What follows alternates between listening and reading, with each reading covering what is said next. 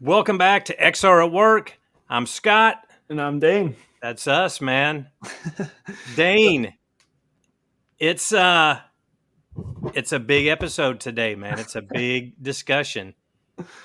Brian, we're going to talk about you like you're not here. So, Dane, we've got a return guest today, someone who's in high demand, and we had a great podcast episode 6 months ago with you, Brian, and we are fortunate to have you back. A lot of people looking forward to seeing you back on the podcast.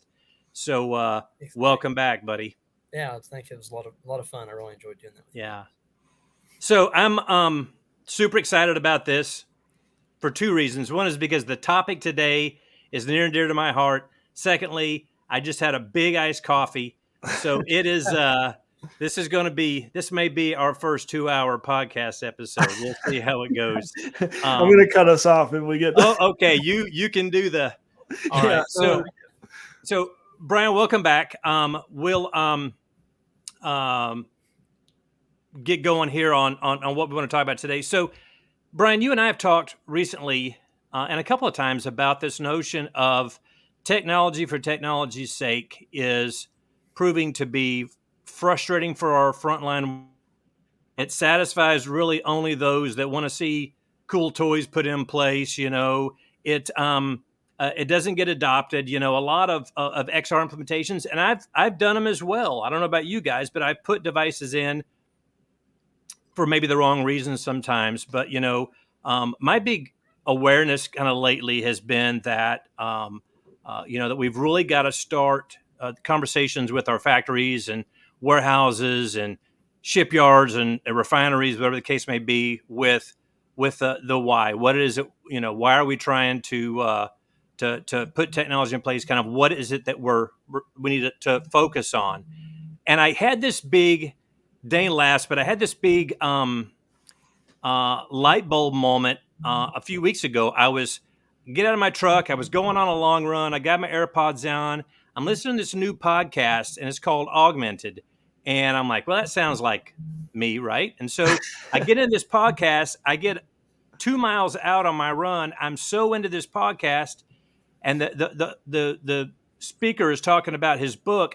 I ran back to the truck and ordered the book. There in my truck on my phone. And so we're going to hawk someone else's stuff today a little bit here, but there's this book. This is probably going to show up reversed on camera, but it's called Augmented Lean. And so Augmented Lean is by this guy, Trond Arne Undheim. He's a Ph.D. And then his colleague, Natan Linder. And so the book and the podcast, right? We're going to put the podcast here on the screen as well. Big fan of this. I mean, no big epiphany for you, Brian, or you, Dane. You guys are smart guys, but for a simple country dude like me, I was like, God, where's this stuff been? So I really got into this. The whole notion here, right? And I want to hear your thoughts on this, is that deskless workers and frontline workers need technology that augments what they're doing, that helps them, not distracts them and removes them from the flow of what they're trying to accomplish on the factory floor. And so what's that been like? How has this been a part of how you roll day to day in your job? So you bring a really good point. A lot of times, so it's a catch-22. One of the really great things about XR technologies, it's very sexy. It's very intriguing. We're visual animals, and so it really draws us in, and it's very interesting to us. It's also the bad part of that, because you can end up doing, just implementing technology for its own sake. And so I'm often put in this really interesting, and my team as well, in this really interesting juxtapose where we're both the purveyors of and protectors from exactly the same technologies. And it's for that very reason. Like, it's really easy for people to get really excited about it. And you were talking a little bit about how, you've made mistakes. I have. I mean, that's what experience is. It's not failure. Failure is the inability, or in the unwillingness to get back up. Not that you fell down. Experience is what you get when you didn't get what you wanted, and I've got buckets of that. So, but I think there's kind of this natural maturation process that everybody has to kind of go through, where at first, you see the technology and you're wowed by it. Oh, it's so amazing and all this kind of stuff. And then over time, you begin to kind of understand that more is often just more. Like, in fact, ideally, when you go in to do these kind of things, if you really love your end users, you want to give them less. A lot of times, we think that everything's about more. It's about more features and functions and that type of stuff. End users want less. They want less frustration, less hassle. They're trying to get something done. And so a lot of times, as technologists, we end up with, again, that you've heard me talk about the drill and the hole type thing, where we want to tell you about how wonderful the drill is, and nobody really cares about the drill. They wanted a hole. And so the way that you get that hole is by a process, not necessarily the technology. And so I love that you brought the book up, Augmented Lean, and I haven't had a chance to look at that yet. I appreciate you bringing that up to me. But one of my favorite books from a business perspective is that, Simon Sinek's Start With Why. And the reason why that's such a crucial business book, possibly the best one I may have ever read, and I've read quite a few, because he crystallizes in there many things that I've held true my entire career.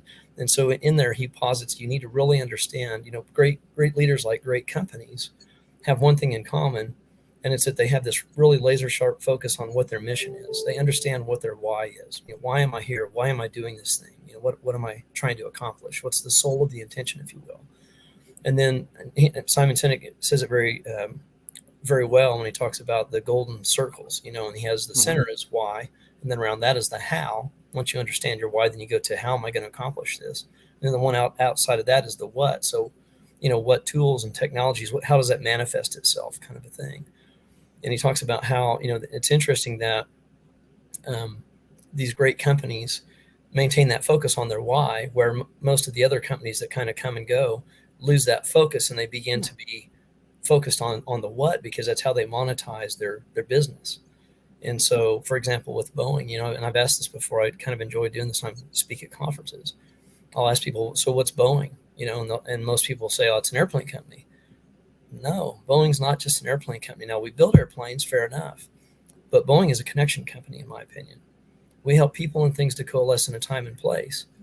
How do we do that? Well, through, physics and all the different theories and stuff, aeronautical, physics or theories that help us to accomplish that. And then that would be our how, and then the what would be the actual airplanes that we sell. So Boeing's not in the business of building airplanes just because they're awesome. I love airplanes, but that's not why we build them. We build them because we're trying to help our customers to achieve some objective. And I think if you can keep that focus on what that objective is, the cool thing about that is the way that we accomplish that is through some kind of a process. And processes are far more stable than technologies. Technology by definition is going to churn, and it's speeding up. Actually, it's not just that it's going to churn fast; it's that it's churning faster and faster, and it's exponentially so. Things are changing way faster by the day than 5 years ago. It's pretty crazy that the difference in information that we deal with. And so if you understand that, then by going hard after the process, two things that happen that are really important, actually multiple, but a couple things that are really important is, one is you decouple the technology from the process so that it can churn independently. And when the next better thing comes along, then you can decouple the old technology and plug in the new one fairly effortlessly if you have focused on the process. And thereby, the second point is that you future-proof your solution. It's not tied, specifically to a technology. It's tied to a business process, and business processes are a lot more robust. So I think it's really important. Well, go ahead. Sorry, just a thought that comes up as you're talking to from a business perspective is it also diversifies you in your portfolio, right? Like if your sole goal is to build airplanes, well then, Boeing wouldn't have also, built spacecraft or, anything else that helps achieve the kind of vision that you were talking about. So I think it's you can adapt to change faster, but it also allows you to expand outwards of just the tool or the product that you make into a diversified portfolio where you can serve that same purpose without only being in airplanes or something like that. That's exactly right, and I think that's one of the shifts that you're going to see. We're talking about the metaverse. It's kind of all around us. It's a big buzzword thing. Many of us, it's not news to you guys. We've been doing this for a long time. Talk about the industrial metaverse and what is it and that kind of thing. Well, that connectivity and that ability to connect people and things, right? We just talked about airplane. That's what we do at Boeing, is we connect people and things. Well, we can also do that through the metaverse. That's the beautiful thing about that, is because we haven't changed our scope, we still understand what our mission statement is. And you might have seen some stuff by Dr. Heislip, our CTO, talking about Boeing and how we're building airplanes in the metaverse and stuff like that. That's absolutely true. In fact, I'm one of the guys that makes that statement correct. And we have a very skilled and dedicated team that is very good at these kind of things, and it's because we understand our mission. We know what the assignment is. The meme, I understand. It's real. That's really important if you can understand that type of stuff. And so sometimes I get these questions, and it's amazing how in conferences every now and then I'll get one of these folks, and they kind of try to corner you, and usually they try to make up for lack of knowledge with volume. So you might notice that's a kind of a trademark, but they'll start asking me things like, or they'll make a critique of HoloLens, for example. And they say, well, it's not 4K. And it's like, well, what does that have to do with anything? Who cares? Like, if you knew what you were talking about, it's such a ridiculous statement to make. Like, in the context of what? So neither is a 3-ring binder 4K. Yeah. Exactly. So yeah, gotcha. Yeah, it's crazy how people, and it's more about, in those cases, it's usually somebody's trying to sound maybe a little sharper than they are on that stuff. But it's pretty obvious to those of us that actually do this stuff, because we know that that's not really material, Hey, but I want to ask you, Brian, you were talking about this. I think it's important when you think about the audience that we have, our friends and colleagues in XR that hopefully are listening to or watching this podcast. You talked about this notion of both being a purveyor and a protector of the same technology. Mm-hmm. New people, I know, like myself, when I started out in XR, I was much more a purveyor than a protector. And I just, man, you want me to run up to the middle of nowhere in northern Arkansas and bring you a headset? Here, hang on, I'm getting on a plane. see you tomorrow. So what would you say to new folks or newer folks that are starting to find that they're in this situation where it's very appealing and it's very tempting to just run out with cool toys and gadgets and VR goggles and whatever our customers call them, and go out and put them in place preemptively, or for the wrong reason? I mean, how do you fight that? How do you get back to how do you start with the why and not get so caught up in the devices? Well, so when I go and I'm going to do a technology implementation, it's fun. I think it's awesome, that book about Augmented Lean. I need to do something I don't know the content of it, but that's kind of my secret sauce, if I had one, is our team goes hard after the process. Like I'm a big fan. I don't develop things for people or do things to them. I do things with them. And it's a really, really important point that you do that, because, well, a couple of things. One, I've got a presentation I do sometime. Maybe we'll talk about it at some point, but it's about the myths of requirements gathering. It's about requirements, not desirements. And there's this layperson's kind of sense that the way that you gather requirements is, it's really simple. You go out and you ask the smartest person, the best person who can do this thing, what it is they do, and then you write that down dutifully, and then you give them what they asked for, and everybody's happy, and birds fly and rainbows. Doesn't work like that. In fact, I would go so far as to say the person who's best at it is almost the worst often at really telling you what they do. And the reason why is because the whole thing about us being creature of automation. We're really, really good at our core. We are comparison engines, and we're creatures of automation. So think about the process. You learn how to drive a stick shift. It was tough at first, and it was a lot of different components. I've kind of discussed this before in the other podcast, but over time we just call it driving, and so it becomes less and less important because it's just part of the fabric of what we do. Well, it's the same kind of a thing when you talk to a really extremely sharp expert on something. They've automated so many processes and chunked so many things together that until you go and specifically interrogate what those processes are through a series of asking kind of dumb questions about it, being kind of mind of a child and asking innocent questions, because they're experts. I don't know what they know. And I have to be able to humble myself and go to them kind of hat in hand and on bended knee and say, look, I don't know what you know. So I need you to be patient with me. I'm going to ask a lot of dumb questions and answer the best you can. And so through this interrogation process or of them thinking through what their methods and techniques are, they also co-discover at the same time what it is that they do. And an interesting thing is that our linguistic and procedural parts of our brain, the activation patterns are different. There's not actually like a location for those particular things we're finding, more recently, but their activation patterns are not the same. And so unless and until, again, that you dutifully and intentionally transfer that from kind of the operational side to the linguistic side, we really do not have the words to say what we do. And so you have to kind of go through this process. The beautiful thing about that is if you're willing to honor your end user in that way and build that relationship and ask them and be humble and ask questions and learn, is they learn too.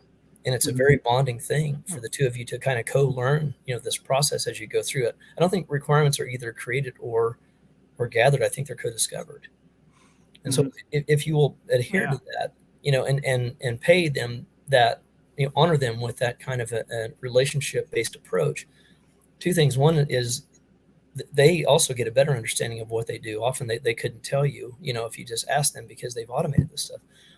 So not only do you get a really good account of what that is, and they think about it and it brings it to mind, and they have some epiphany, aha moments and stuff, but also you build that amazing trust relationship that will pervade any single project that you're working on. It's one of my favorite things is if I do this the right way, I feel like two things. One is, I'm looking to create a better business process, and then we'll enable that with technology. The second thing is I want to build that trust relationship and invest in this with my end users so that they'll come to me again. And they often do. They'll come back and they'll say, hey, I got this other thing, and what do you think about this? Or I've been considering what you said, or whatever. And so that gets me repeat customers, and I can help them to fix other problems that they have, and I become a confidant for them. I think that's one of the only ways too that you can kind of delight customers with whatever it is that you're giving, because to your point, what they're asking for oftentimes is not what they're saying. It's what they want it to do. And so when you ask very deep kind of why, right, you get to the kind of the crux of the actual problem, and not what a lot of times people we try and solution ahead of time too, right? And the problem with solutioning ahead of time is that you get anchored on whatever the idea of that solution is, because it's something that you came up with or whatever. And so I think that's a big part of it too, is when you do finally, if you have asked the right questions and then you do finally deliver that to the customer, well, it's delightful for them, because it may not be the feature set that they asked for, but it does what they're wanting. It's what they needed. Yeah. And but isn't this the case where, Brian, it is a case where they don't know what they That's exactly right. need, right? And so working closely, you can help them kind of co-discover what it is they need. They know what they want, and think about it. I mean, it's funny because I rail about this stuff, and yet I'm affected by. I'm human too. Like I'll go to get a new phone, and what do? The nerd in me comes out, and I'm looking at how many megapixels and what's the processing, all this stuff, and it's bench racing. It's great bragging rights, kind of stuff. But do I really use that? I mean, I don't know. It's arguable. I would argue that they think they know what they want, and I don't mean that in like an arrogant. Well, they know what they want. They don't know what they need. I think that's the big difference. Well, okay, so that fair enough. I was going to say, and not in like an arrogant way of like, oh, I know what you need, and you don't know what you need. I actually think that a lot of what our jobs are is to not know anything and to go in and just ask a lot of questions, because it's not, so like I think about that as being kind of a value to me too, because I see it in stuff that we work on where, I can't see the forest for the trees kind of thing. And then somebody comes in and asks a question, and it's like, duh, why didn't I think about that? And it's the same reason. It's, nobody's going to be, nobody's skilled enough or smart enough or whatever that is. Nobody's as smart as all of us. Yeah, exactly. And so like, I think that's actually a lot of value. And so I guess a piece of advice that would come with saying that would be, if you're an XR practitioner and you don't know about chemical engineering or whatever, like it's not a reason to not do it. It's actually more of a reason to do it, because you have the opportunity to really dig deep into a process and say, I can use this person's expertise to get into what are the things that we actually really need. And I think that that's so I guess the short of that would be, you do it anyway, because you don't know, right? You'll learn something along the way, and the other person hopefully will also learn something along the way. Well, nobody ever knows anything. I mean, you're not born knowing how to walk or dance or put a roof on a house. Like, they're all it's just problems to solve. That's all it is. Yeah. And one of the things that, go ahead. I'm sorry. No, go ahead. So something else that I think is really, really powerful about that approach, because of the honoring part of it. We're all humans, and at the end of the day, it matters that we feel respected, that we feel like we're safe, and we can. We only bring the best of ourselves to bear on the projects that we work on when we're in a safe environment. And I can say the things that might seem stupid or whatever. I know that I'm not going to be judged by that and whatnot. And so one of the things I try to always remember, it's one of my favorite poets, Maya Angelou. And she has this really great quote, and it's that people will forget what you say and they'll forget what you do, but they'll never forget how you made them feel. So if you can go in and you can honor your end user and help them to learn that and kind of understand what it is they're doing better than they thought they had, than they thought they knew, then there's a real power in that. There's a real bonding component of that. And it's amazing, how once you can get people to kind of open up and quit thinking about what they think they know and start having what I call the mind of a child. Lean, talks about that quite a bit. Have a sense of wonder and be exploring. There's a really great exercise, and I use it sometimes in my my leadership classes that I teach and whatnot, innovation classes for Boeing. And it's called the Marshmallow Challenge. Have you guys heard of it? Oh, yeah. It's pretty awesome. My wife and I were just talking about this yesterday. Yeah. It's really a powerful thing. So given this is an actual study, forgive me for not being able to cite it appropriately, but anyway, they did some studies and they found that if you have a group of 6-year-olds versus a group of, I think they use business students in this case, but it's not necessarily unique to them, although they find that engineering students tend to do a little better than business folks because their focus is a little bit different. But if they do this marshmallow challenge, the 6-year-olds generally will whoop the very educated business people, and the reason why is because 6-year-olds don't have any image they're trying to upkeep. They don't care. Like they're just going to experiment and try and and do things and see experiment. Do the best they can, and it's all with this kind of sense of joy and whatnot. Where folks in a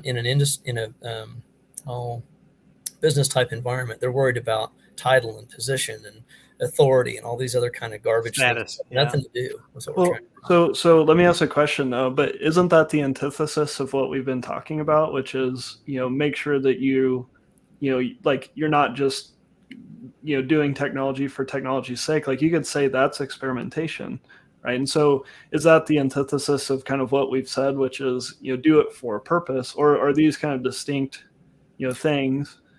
I think there's a role for experimentation, but I think a lot of times in a business environment, it's really critical. We have to have a return on investment.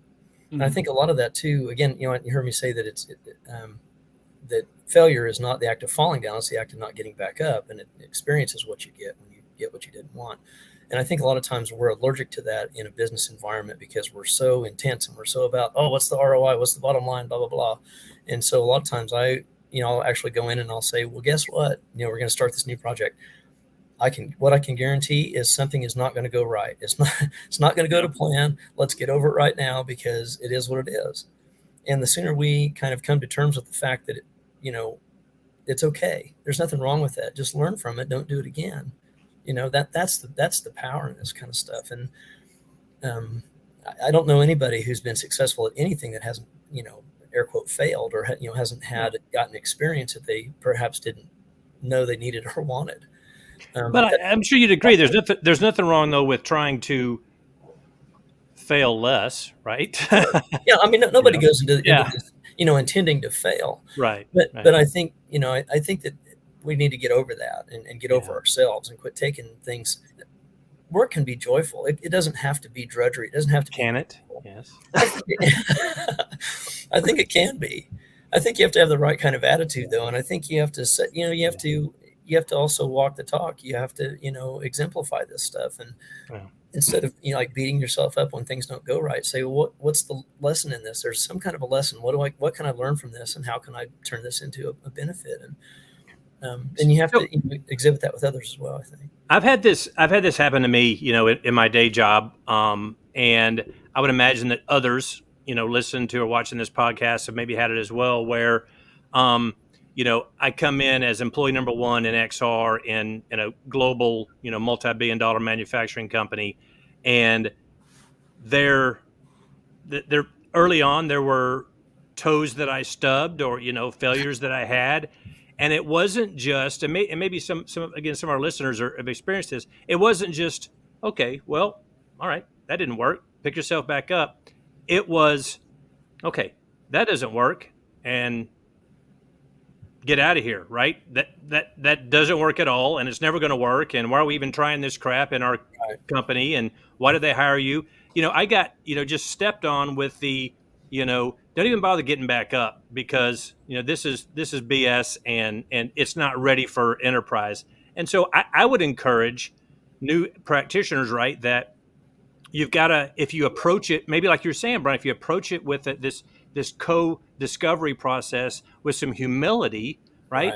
When the toes are stubbed or when you get knocked down, you've got an ally, you've got a friend that you're working with, and they're not going to just put their foot on your neck. They're going to help you back up, and together you can go do the next iteration, right? I mean, you kind of, the bigger they are, the harder they fall. Just don't go big in the first place and act like you're all that, right? Well, yeah. Sorry. I was, as you were talking, Scott, that rings very, it hits home for me, because I think actually what we've been talking about, which is, understand your end user and what the actual problem is.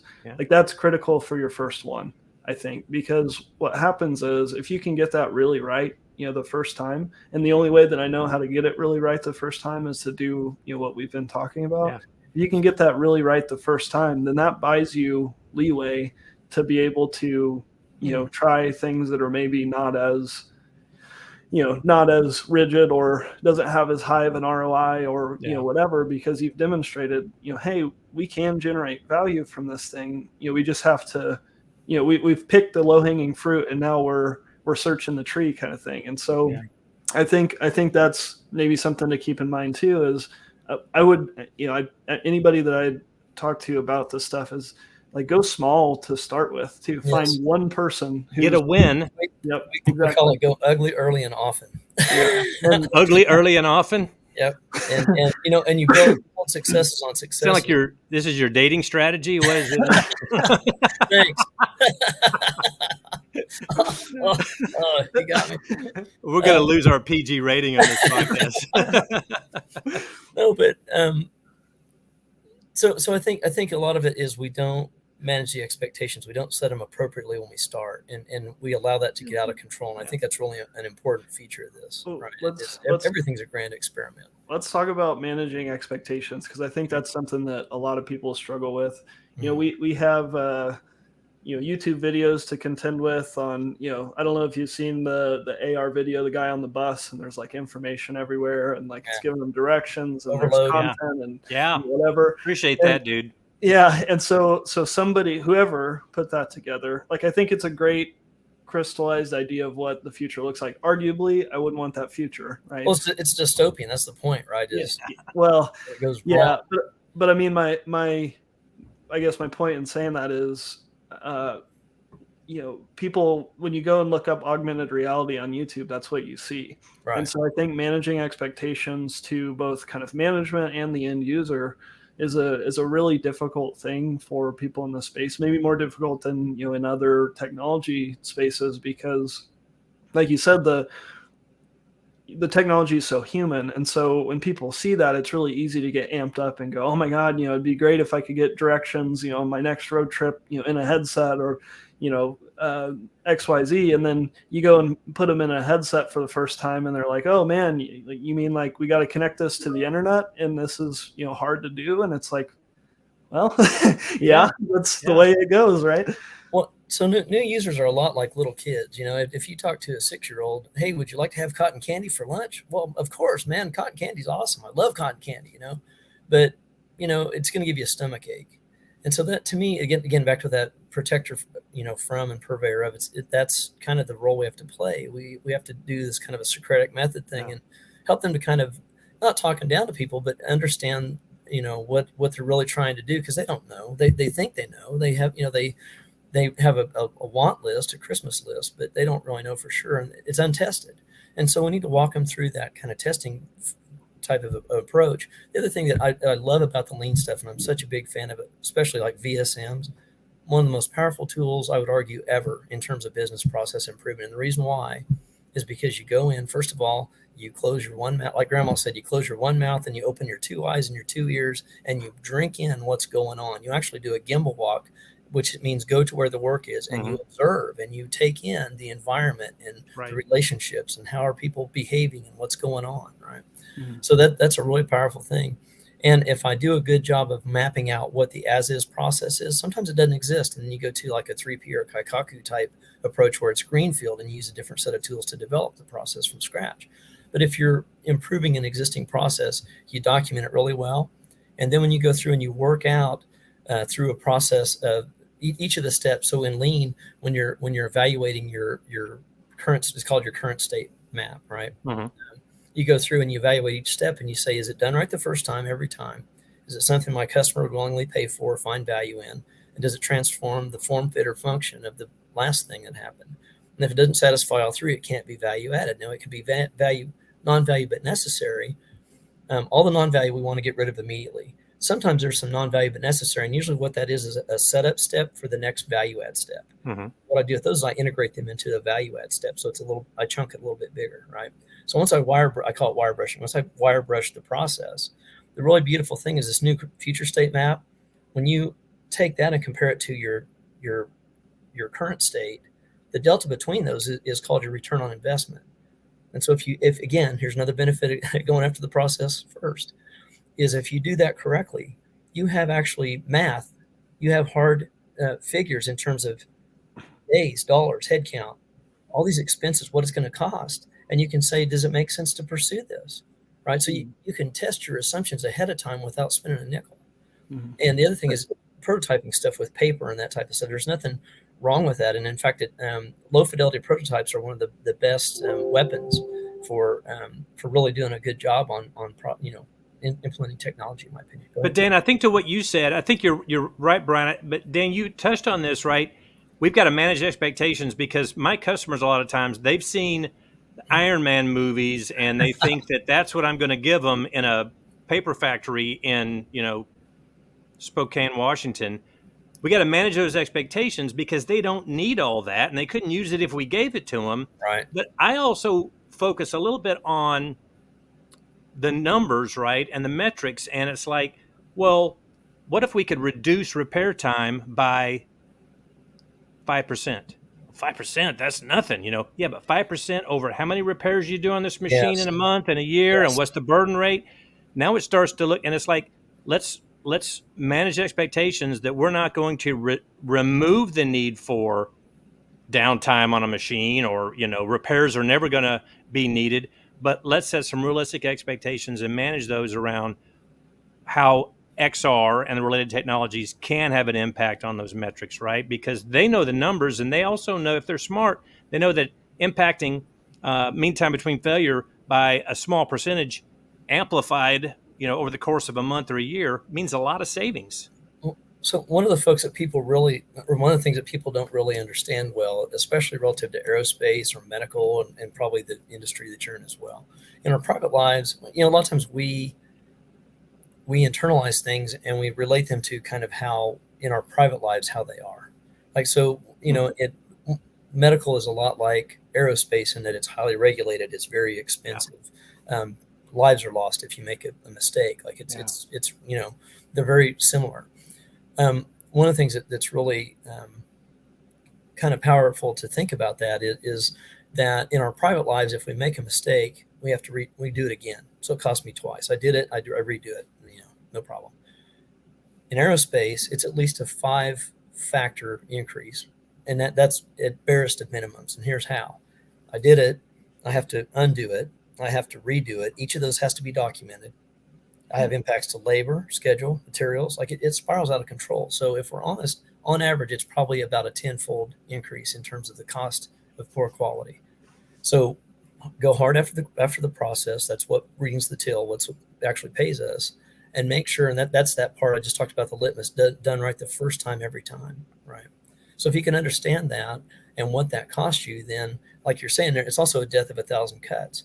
Like, yeah, so maybe it's only 5%, but it's 5% times 1,000 times a day, right? That's more than 5% when you start adding up all those 5% of a process, for example. I think those are things that a lot of times we don't really think about. What's the total cost of ownership or the total cost of this opportunity? We don't really put all the math together and give that adequately. And that's where a lot of times I think we make mistakes and we let opinions creep in there too. In God we trust, others bring data. And so I think it's really, really important that we do the math and think about that stuff.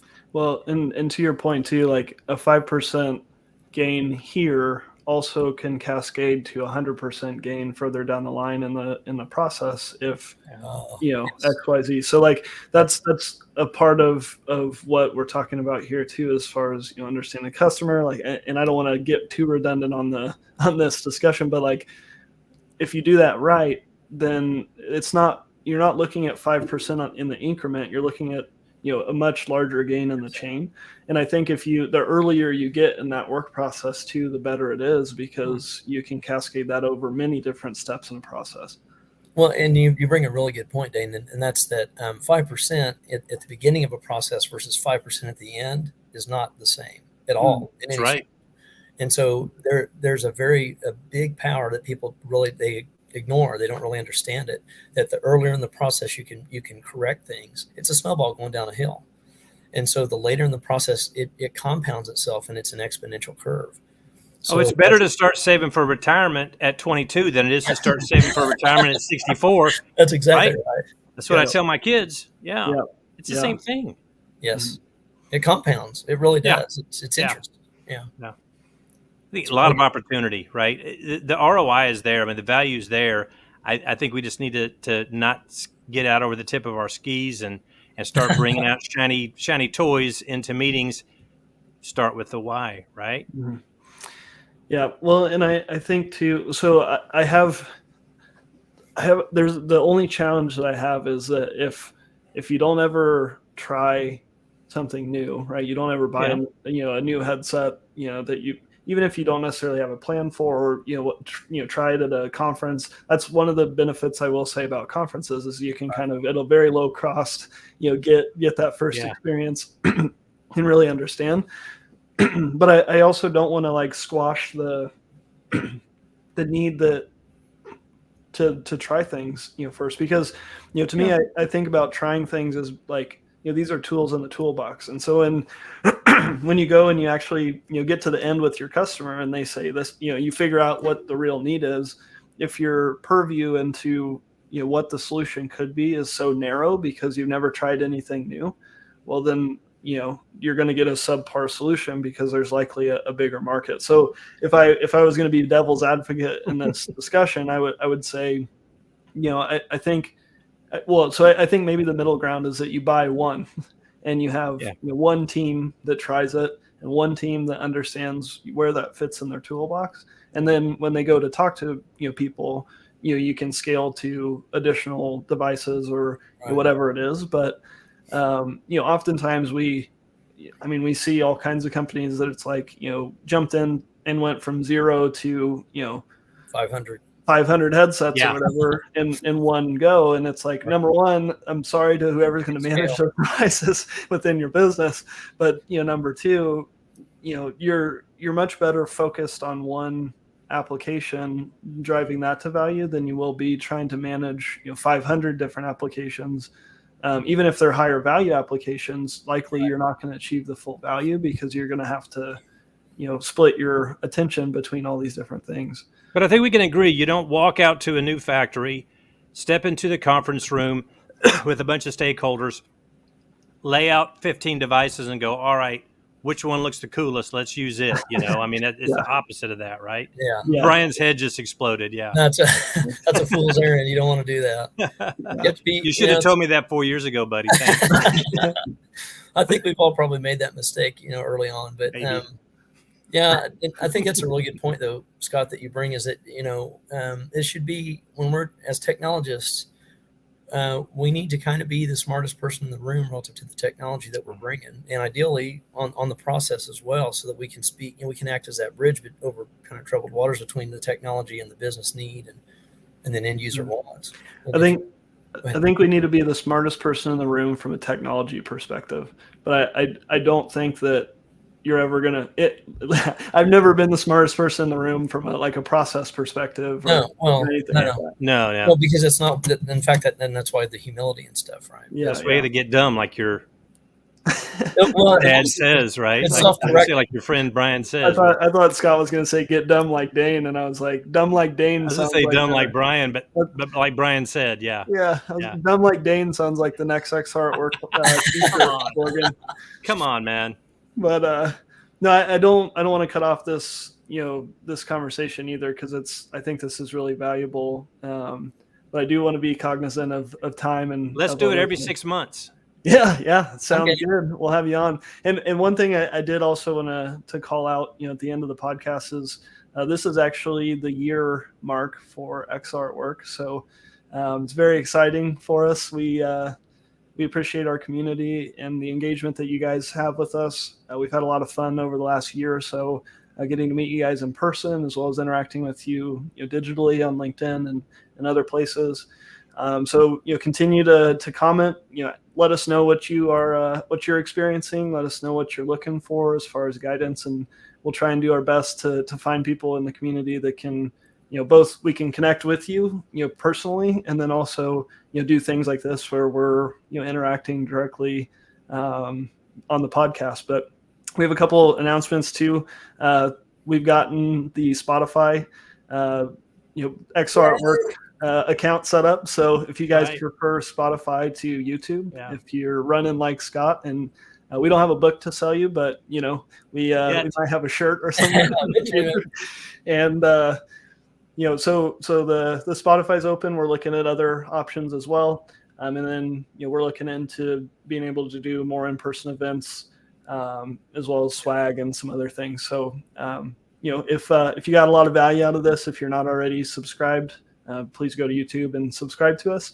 But other than that, again, wholeheartedly, we really appreciate you guys. This has been a heck of a year, and we look forward to having more conversations with Brian. Absolutely. Brian, thank you again for being on today, buddy. It's an honor. I appreciate it. You guys are safe travels. You're one of the good guys I've met this year through the podcast and through my relationship with Dane, and I'm grateful for both you guys, especially you, Brian. Yeah.